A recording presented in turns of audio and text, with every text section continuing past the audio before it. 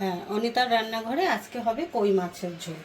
তেল কই করব, তেল কই। তাই কই মাছটাকে আমি ধুয়ে ভালো করে নুন হলুদ মাখিয়ে রেখেছি। কড়াতে আমি তেলটাও দিয়ে দিয়েছি। এবার আমি মাছটাকে ভাজা বসিয়ে দেবো।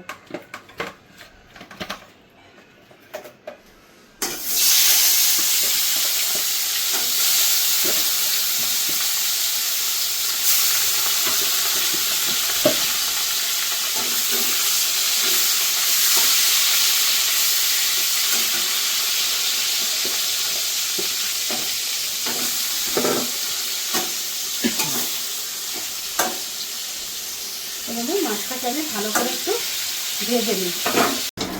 হ্যাঁ বন্ধু, আমার কই মাছটা ভাজা হয়ে গেছে। জ্যান্ত মাছ, তাই খুব একটা বেশি ভাজলাম না।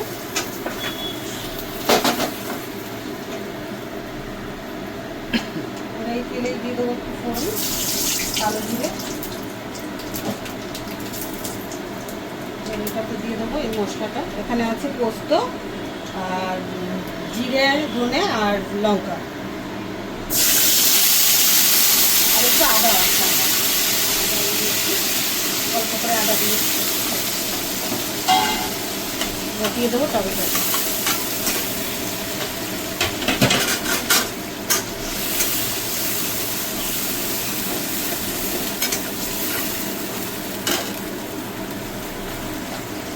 দেবো পরিমাণ মতন নুন।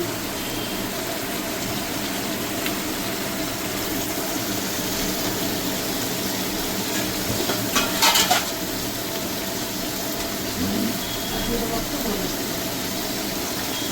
আর দেবো সামান্য একটু লঙ্কা।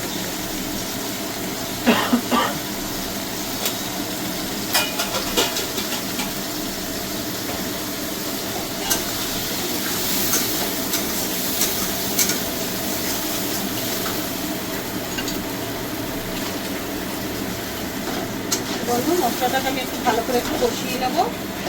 ফিরে আসছি আমি মশলাটা কষিয়ে নিয়ে।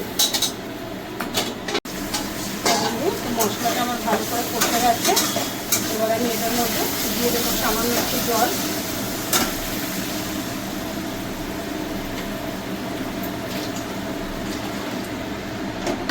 আর জল দেবো না। এবার এটার মধ্যে আমি মাছটাকে দিয়ে দেবো।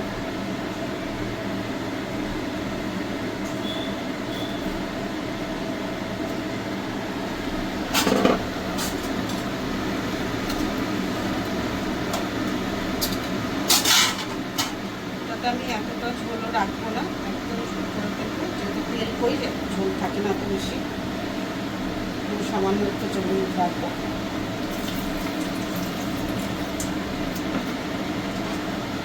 নুনটা অবশ্যই আপনারা চেক করে দেখবেন।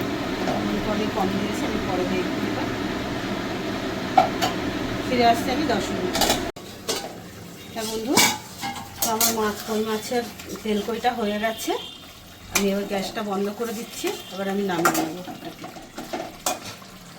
তা দেখলেন তো বন্ধু কিভাবে করলাম, সহজভাবে একদম তেল কই। এবার এটাকে আমি নামিয়ে নিচ্ছি।